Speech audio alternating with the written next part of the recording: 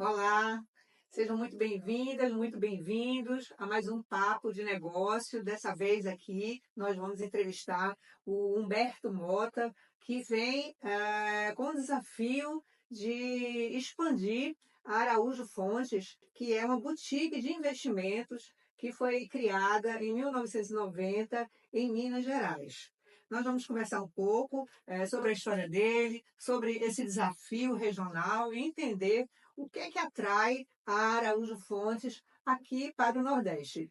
Humberto, seja muito bem-vindo ao nosso podcast. Obrigado, Patrícia. É um prazer estar aqui. Muito bem. Humberto Mota é um executivo de 27 anos de experiência que vai comandar, como eu disse, essa operação regional, essa expansão da boutique de investimentos aqui no Nordeste. E ele tem um currículo rico e diversificado. Humberto, ele foi presidente da Ferrovia Transnordestina. Olha só, isso é muito interessante. Deve ter muita gente agora curiosa para saber como foi a sua passagem pela Transnordestina. Ele também foi CEO da Elizabeth Cimentos, do grupo Elizabeth, nas áreas de cimento e revestimento, atuou na Brenan Cimentos por mais de 10 anos, na Deloitte, no BNP Paribas, e tem esse currículo vasto, rico, e eu quero entender por que é que ele escolheu João Pessoa, né, para sediar esse investimento e o que é que está atraindo, né, a empresa aqui para o Nordeste. O que é que o Nordeste tem que fez com que vocês fizessem esse movimento aqui para a região? Muito bem, Patrícia. Obrigado pela introdução. Assim, a gente enxerga o Nordeste como um ambiente muito propício e favorável para negócios. E nós temos que trazer para o Nordeste assessoria de qualidade, assessoria de confiança, e a gente busca entrar no cliente, conhecer a base e a operação do cliente para poder estruturar e conseguir levar para o cliente, proporcionando a melhor estrutura de capital que o cliente possa ter. As empresas precisam de uma boa estrutura de capital para desenvolver seus negócios. O foco de vocês é empresarial? É empresarial.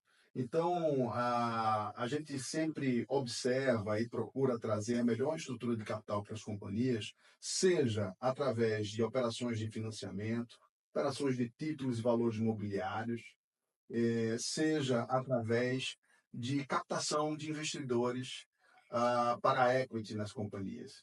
Às vezes, uma companhia está num momento de expansão e precisa captar um investidor para fazer frente a essa expansão. Às vezes, é uma troca de sócio. Enfim, às vezes, o próprio empresário ele deseja realizar aquele ativo e se tornar mais líquido, até por questões de sucessão.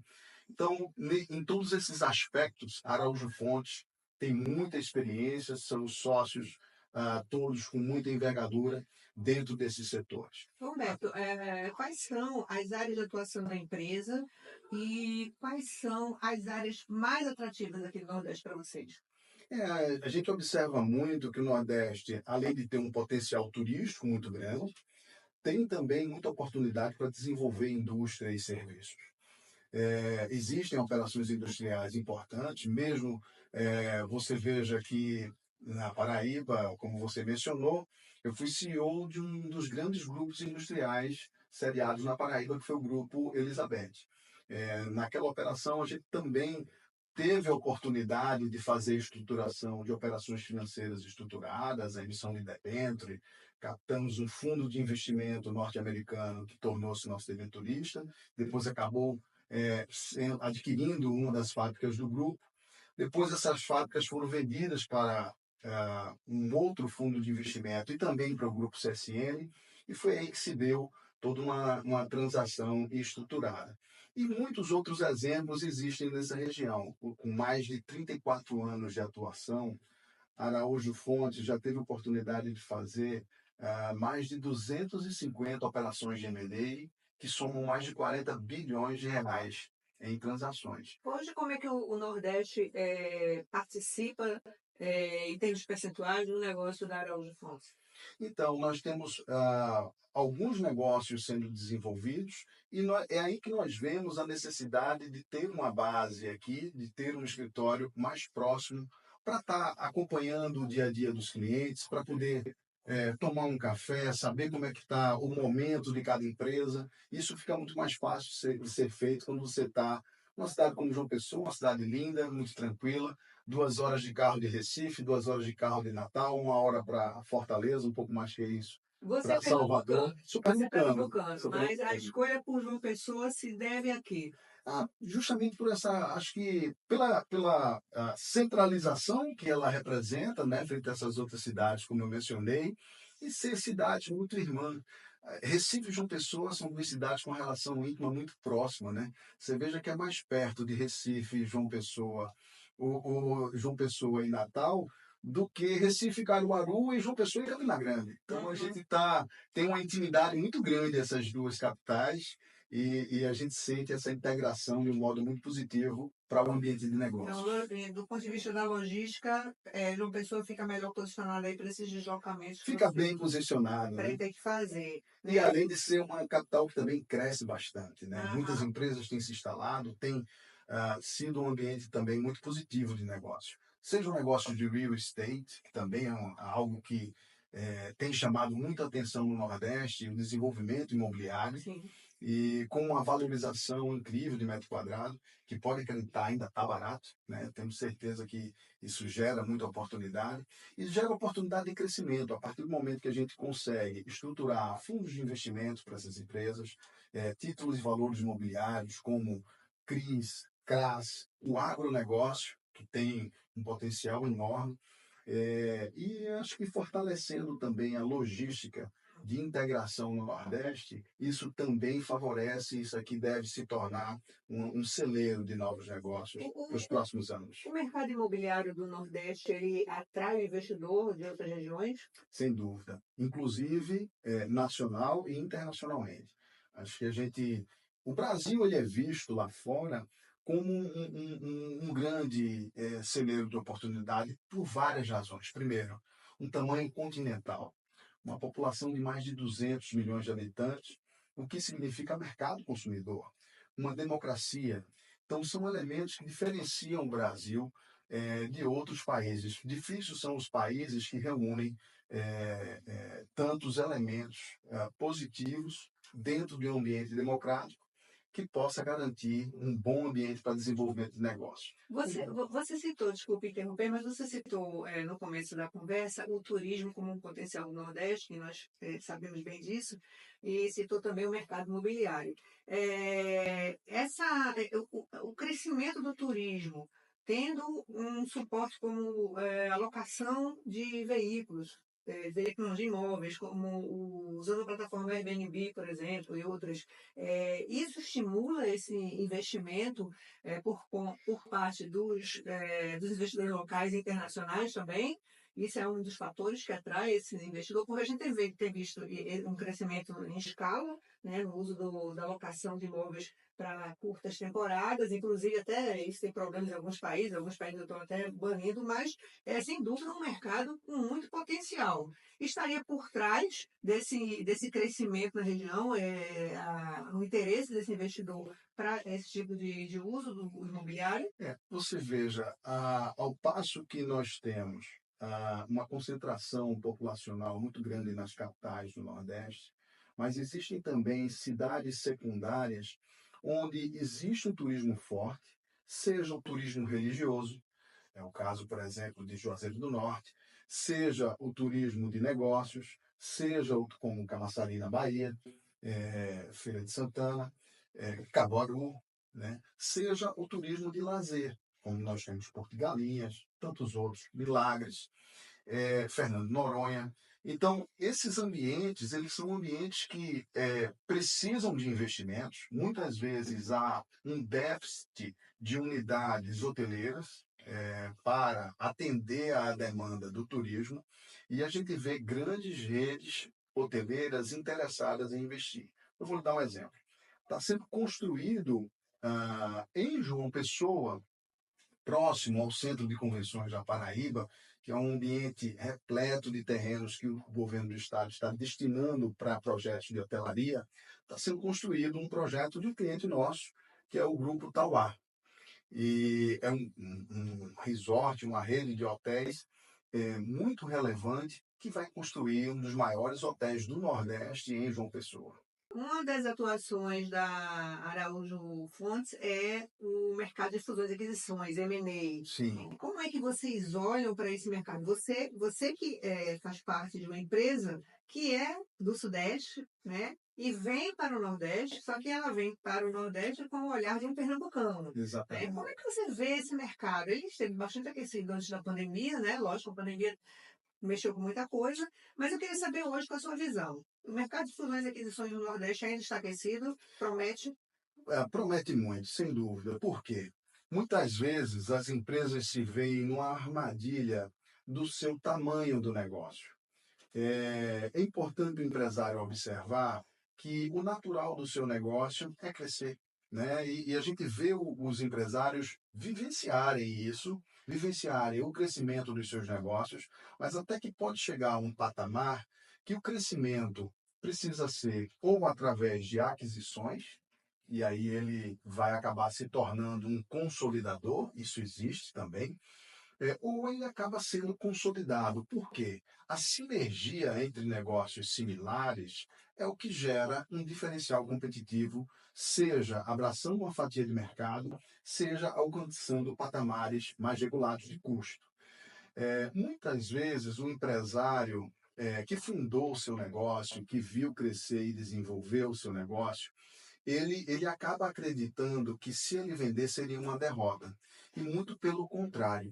Basta a gente ver o histórico de grandes famílias empresárias que, muitas vezes, alguns resistiram, não conseguiram crescer organicamente em seus negócios, chegaram num determinado limite que não conseguiam romper, não se posicionaram como consolidadores e acabaram ficando no limbo, perdendo mercado, encolhendo e muitas vezes deixaram de existir. Muitas vezes não preparam a segunda geração ou terceira geração para dar continuidade ao negócio. E acabam, às vezes, tentando fazê-lo, tentando preparar a segunda geração, e acaba forçando uma situação sem um pilar forte de governança.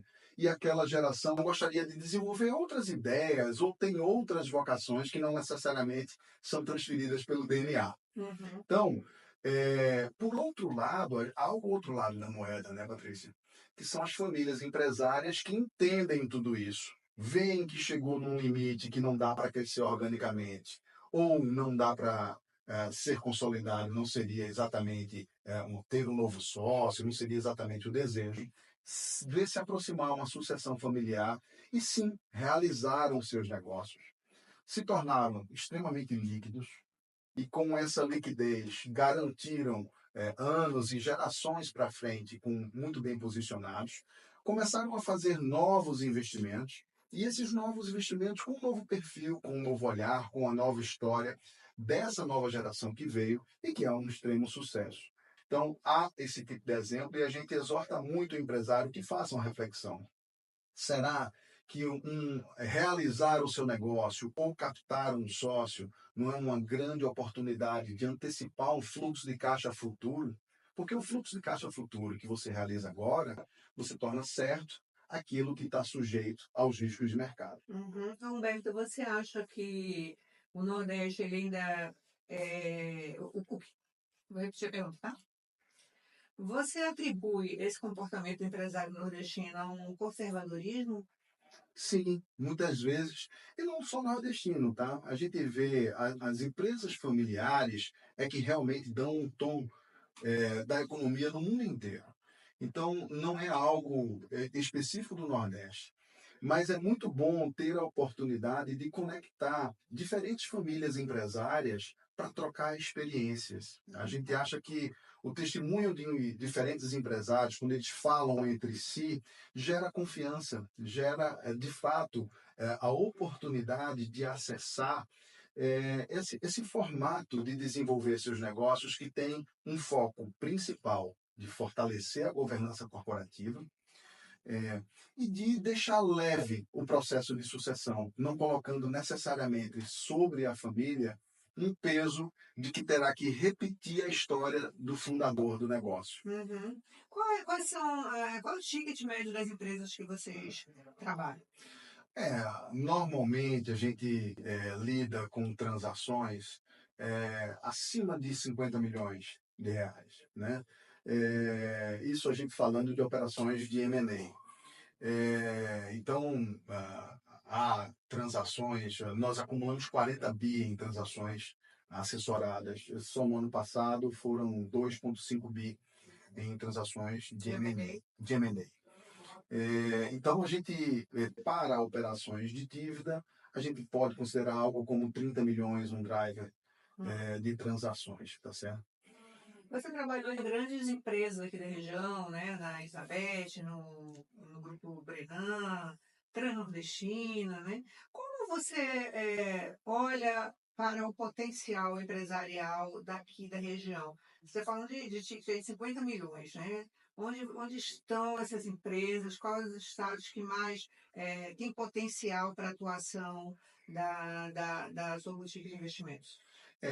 Engraçado, você tocou num ponto bem chave. A Araújo Fontes, ela recentemente, ela fez uma transação com o Banco BMG e nós estamos muito mais próximos de um banco de investimentos, onde a gente assessora os clientes nessas transações de M&A e na colocação de papéis e títulos de valores imobiliários, porque nós recebemos o investimento em equity, nós temos a própria asset management. Então, por exemplo, hoje mesmo eu estava tendo uma reunião com empresários da área de geração distribuída de energia, onde nós estamos captando para um fundo de investimento próprio que nós estamos montando. É um fundo que inicia com 50 a 80 milhões de reais e deve ter follow-ons até alcançar 1 bi, esse é o nosso alvo. Um fundo de investimentos de infraestrutura, onde nós vamos captar operações de geração distribuída para lastro nesse fundo, o que é uma grande oportunidade de redução de custo tributário para essas operações. Muitas vezes, os fundos de investimentos que nós estruturamos e coordenamos a distribuição, porque nós somos coordenadores registrados na CVM, muitas vezes esses fundos eles vêm trazer a oportunidade de uma redução da carga tributária para as famílias empresárias desenvolverem seus negócios. Muitas vezes, no desenvolvimento dos negócios, as famílias geram investimentos e reinvestimentos. E, às vezes, existe nesse tipo de operação a oportunidade de se utilizar fundos de investimento como uma forma de otimização. Tanto podem ser fundos exclusivos, como podem ser fundos aliados a outros investimentos. Mas nesse caso, vocês prospectam as empresas ou as empresas que têm interesse podem procurar vocês? É recíproco, né? Nesse caso do fundo que nós estamos estruturando com capital proprietário, nós estamos buscando ativamente empresas que sejam originadoras de lastro. Ok. Bom, estamos chegando ao fim do nosso programa, mas eu sei que muita gente vai querer que eu faça uma pergunta sobre a Transnordestina. Você passou pela Claro. Transnordestina, esse é um assunto muito sensível e muito atual aqui na região, né? Porque, afinal de contas, é uma ferrovia extremamente importante, né? E eu olho para a Transnordestina como uma ferrovia que deveria integrar a região, né? Hoje nós temos o ramal para o Porto Pecém em andamento, o ramal para Suape ainda no processo de elaboração de projetos, e os outros estados querendo ter uma ferrovia. A Bahia vai ter a sua ferrovia ligando com a Norte-Sul, que é muito importante, mas a gente não está integrando aí a região, né? A gente tem lá um ramal para o Ceará, vai ter um do Sertão para Pernambuco, para o Porto de Pecém, de Suape, se sair, esperamos que saia, e temos a Bahia. E entre esses estados, não temos nada. Você que passou pela ferrovia, né, pelo comando da ferrovia, qual o olhar que você tem, tá, sobre essa questão da ferrovia no Nordeste? Muito bem.